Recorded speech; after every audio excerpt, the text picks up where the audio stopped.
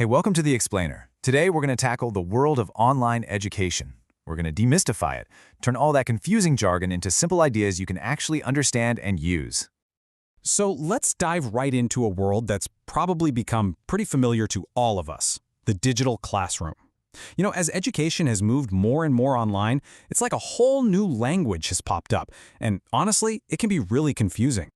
So if you've ever looked at this alphabet soup of acronyms and just felt totally lost, don't worry, you are definitely in the right place. We are about to slice right through all that confusion and give you a clear way to think about all of this. I mean, it's no secret, right? Learning over the internet is the new normal. But here's the catch. The term online learning gets thrown around for everything, and not all of it is the same, not by a long shot. People use these terms interchangeably, but they often mean very different things. So let's sort that out. All right, let's get into it and start decoding some of these buzzwords. We're going to begin with the big foundational umbrella terms that people get mixed up all the time. Let's start with the OG, the original concept, distance learning. And I mean, this goes way, way back, even before the internet. Think about correspondence courses, the kind you'd get in the mail. The core idea here is super simple. The student just isn't physically at the school. It's all about bridging that geographical gap. Okay, so if distance learning is all about the space, or the lack of it, e-learning is all about the tools, the technology.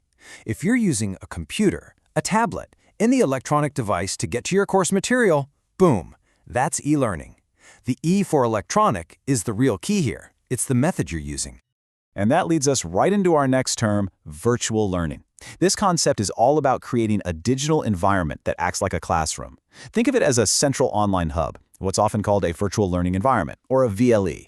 It's the place you go to interact, take quizzes, and communicate. So you can see how it builds, right? You've got the distance, the electronic tools, and now the virtual space to learn it. All right, so now that we've got the lay of the land, let's zoom in on the main event, especially for language learners. And that's this little acronym you're going to see everywhere, CALL.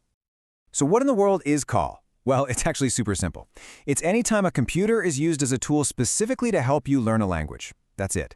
Think about a vocabulary app, or maybe an interactive grammar quiz you do online. It's not just about being online, it's about the computer actively assisting in your language journey. Now, get this. CALL is kind of the head of a whole family of terms. The idea adapts to whatever new tech comes along. So you might hear things like MAL for mobile-assisted language learning on your phone, or WELL for stuff that's web-enhanced. They all come from that same core idea, using technology to make language education better. Okay, so we know what it is, but why does it matter? Why is SOL such a total game changer for learning a language? Let's break down its core advantages. And this is where it gets really powerful. See, CALL isn't just a digital textbook. It completely changes how we learn. Instead of just reading text, it uses audio and video to engage more of your senses. It can connect you with native speakers for authentic practice. And maybe most importantly, it puts you in the driver's seat with personalized, interactive exercises. And look, this is the ultimate goal, right? When you combine all those benefits, you get this incredibly powerful outcome. The technology is engineered not just to teach you something, but to help you learn it faster, with less effort, and in a way that truly makes it stick. When you put it side by side with old-school methods, the advantages become crystal clear. Instead of fixed class hours, you've got 24/7 availability. Instead of a one-size-fits-all lesson, the content can be personalized to you. It can track your progress in detail and even connect you with a whole global community of other learners. So, now that we understand the technology, let's see how it's actually used out in the wild. How do all these tools fit into the structure of a modern course? First up, you've got what's called blended learning, and it's pretty much what it sounds like. It's a hybrid approach designed to give you the absolute best of both worlds. You get the guidance and interaction of an in-person class combined with the power and flexibility of all these online digital tools. A really popular type of blended learning is the flipped classroom. And this is so cool. It completely flips the traditional model on its head. Lecture in class, homework at home. Nope. Here, you watch the lecture or review materials on your own time at home. That way, that precious class time can be used for the important stuff, active, hands-on practice with your teacher and your classmates. Finally, let's talk about timing. This is a super important distinction.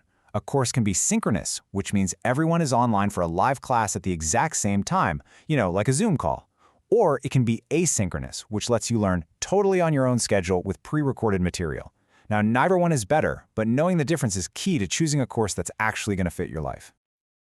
So, we'll leave you with a final thought to chew on. As all these digital tools become more and more powerful and personalized, it raises a pretty big question. What is the irreplaceable role of the human teacher? As technology starts to handle the what of learning, how do we define the who and the why? It's definitely something to think about.